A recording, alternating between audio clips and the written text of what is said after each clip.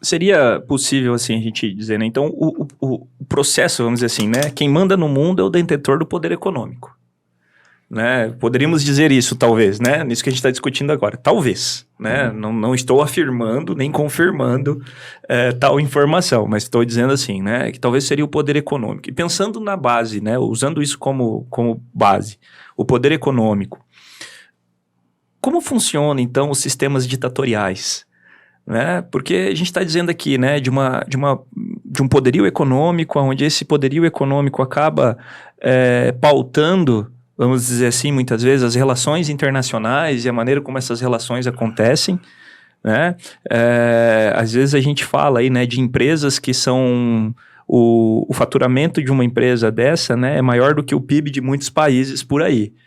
E aí, então, como é que a gente trata essa condição para a gente não se tornar escravo de um sistema como esse, né? E como é que sistemas ditatoriais funcionam dentro dessa prerrogativa do sistema econômico, que precisa abrir a economia para poder sobreviver, para poder fazer as coisas. Então, a China é um exemplo disso, a gente falou sobre essa questão aqui, você já até comentou sobre isso, Mendes. Então, como é que a gente olha para esse contexto do ponto de vista histórico mesmo, né? De evolução da própria humanidade, dos próprios sistemas, né? A gente pode dizer, então, que todo mundo tem seu preço? Existe uma história, né, que fala assim que Getúlio Vargas tinha um ministro que era incorruptível, que tinha uma capacidade extrema, né, dentro dessa condição, e uma vez ele escreveu uma carta para o Getúlio Vargas dizendo, né, caro presidente, o senhor sabe da minha índole, da minha condição, da minha condução, que jamais estabeleceria algum processo, né, desse processo de corrupção e tal, e não sei o que eu não me dou a essa situação, porém, todo homem tem seu preço, e eles estão chegando no meu. E aí, todos nós temos um preço, Mendes? Isso me remete, só para incluir junto com a sua, porque eu acho que vai bem de encontro. Se o próprio capitalismo já não é também uma ditadura, né? Se já não funcionaria também como essa espécie mesmo de ditadura do consumo que faz com que todos nós tenhamos um preço e aí cada um acaba colocando o seu, né? Se há alguma relação. Como a gente vive em sociedade, evidentemente que a gente tem regras. Se a gente tem regras, a gente não vive de uma maneira totalmente livre. Então a gente tem um percentual aí do que é ditado que a gente tem que fazer. Então a gente vive... Mas aí é aquela história, não dá para você pensar assim, numa questão, vamos voltar a um país, numa ditadura, ela acaba... Nenhuma ditadura dura para sempre, a menos que você seja uma Coreia do Norte, você tenha lá, chega num ponto que você matou todo mundo, deixou seu país arrebentado, que você tenha um potencial nuclear, porque você tem que chegar nisso para se manter, senão a ditadura cai, né? Então, a ditadura acho que não é o caminho em nenhuma circunstância. No caso da China, o que eles fizeram? Eles usaram essa força que eles têm interna, em relação à população toda, fazem a produção ali, acabam brigando com o mundo em preço e tudo mais, né? E conseguem vamos dizer assim, conseguem se sobressair sobre os outros países, mas à custa da exploração do próprio povo, né? Certo. Aí você olha e fala, a China é uma potência hoje econômica no mundo. Tá. Mas é melhor morar na Suíça ou morar na China? É melhor ser um cidadão suíço ou um cidadão chinês?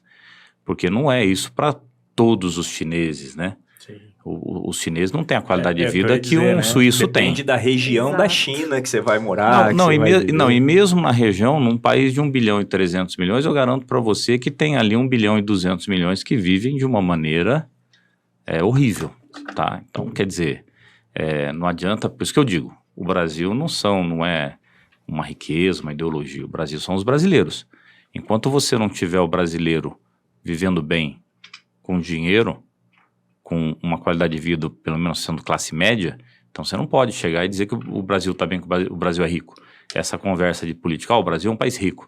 O Brasil não é um país rico, porque quem faz esse país são os brasileiros, né? Então, nesse contexto. Eu acho que a democracia, ela tem várias formas, não existe um modelo só. O que é democracia no Brasil não é democracia nos Estados Unidos. Nos Estados Unidos é diferente, né? Na Alemanha é diferente, na Itália é diferente. Então a gente tem que procurar se adaptar ao que é Brasil, o que serve para o Brasil. Eu acho, por exemplo, que no Brasil a gente confunde um pouco isso. Não é porque você tem uma democracia que você deve dar determinadas regalias a uma população. Acho que o Estado ele tem que, em algumas horas, ele tem que ser firme, ele tem que mandar o recado dele. Quando você vê um adulto estuprar uma criança de 5 anos, matar a criança, não sei o quê, o cara não pode sair da cadeia e fazer isso de novo, como a gente vê. Isso não é democracia, isso não é o direito do cara se defender e tudo mais.